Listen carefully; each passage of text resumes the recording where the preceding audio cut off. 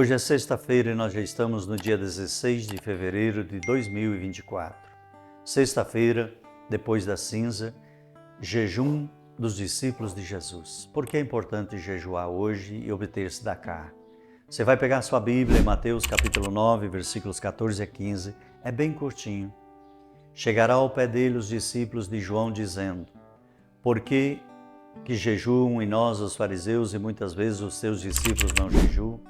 Esta é uma pergunta que você tem que fazer para você.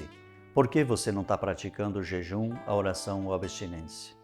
Porque o evangelho de hoje chega ao pé deles e aos discípulos de João dizendo: por que jejuamos nós e os fariseus e muitas vezes os seus discípulos não jejuam? Hoje nós falamos do jejum. O que é?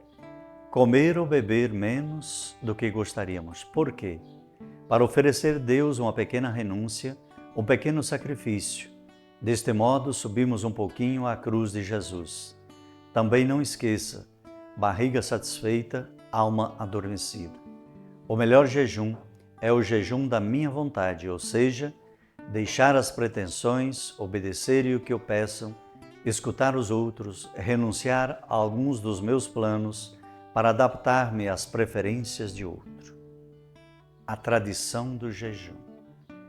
Por isso nós vivemos e temos que dar testemunho do amor de Deus e nos preparamos. Que quando hoje iniciamos a Quaresma, lembremos-nos de 40 dias de jejum que o Senhor viveu no deserto antes de dar início à sua missão pública. Igual que Moisés antes de receber as tábuas da lei, ou igual que a Elias antes de encontrar o Senhor no Monte Horebe. Jesus, orando e jejuando, preparou para a sua missão, cujo foi um duro enfrentamento com o tentador. Se você quer vencer as tentações dentro de você, nada melhor do que a oração e o jejum. As Sagradas Escrituras, desde o mesmo Gênesis, e toda a tradição cristã ensina de que o jejum é uma grande ajuda para evitar o pecado e tudo o que induz a ele. Por isso, na história da salvação, encontramos várias ocasiões o convite a jejuar. No Novo Testamento, Jesus indica a razão profunda. O jejum da vontade própria permite cumprir a vontade do Pai Celestial.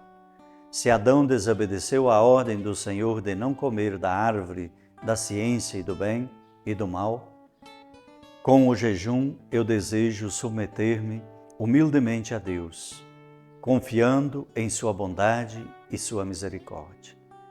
Muito importante no dia de hoje a gente lembrar de que precisamos evitar a carne. Aprendendo com as lições da Bíblia.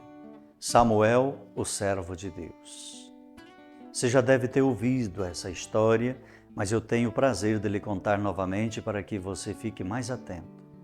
Era uma vez uma mulher muito devota que tinha um grande sonho de ser mãe. Todos os anos ela pedia a Deus que lhe desse um filho, mas o seu desejo não se concretizava. Até que um dia resolveu fazer uma promessa.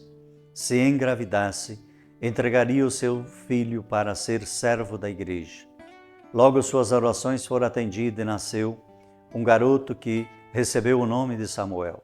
Quando chegou a idade certa, a mãe foi entregar à igreja, cumprindo a sua parte na promessa. Uma voz o chamou e ele o chamou que era Eli. E o padre então que estava falando, Eli disse então a Samuel: precisa aprender a escutar a voz de Deus? Deveria responder: fala, Senhor, que o teu servo está ouvindo. Se aquilo se repetisse. Durante a noite o menino escutou a voz novamente, que respondeu do jeito que tinha aprendido. Daí em diante Deus começou a falar com Samuel.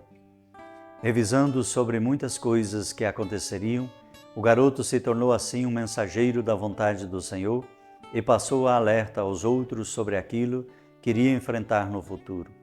Por isso nós olhamos hoje para o livro de Samuel no Antigo Testamento e percebemos: Samuel nasceu devido às inúmeras preces de sua mãe. Já no seu ventre, ele estava predestinado a servir a Deus. Quando chegou o momento certo, a sua família a entrega para a igreja, assim cumprindo com o dever e a promessa.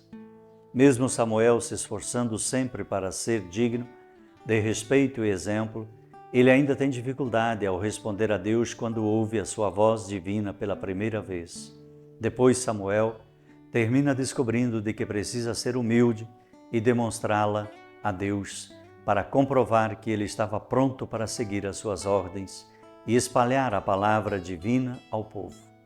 Que as bênçãos de Deus pousem sobre o seu amanhecer e ao entardecer seja de agradecimento. Que você possa viver intensamente o amor e a união e que seja recíproco esse carinho que carrega em seu coração e Deus abençoe você e sua família. Por isso eu peço a bênção em nome do Pai, do Filho e do Espírito Santo. Amém.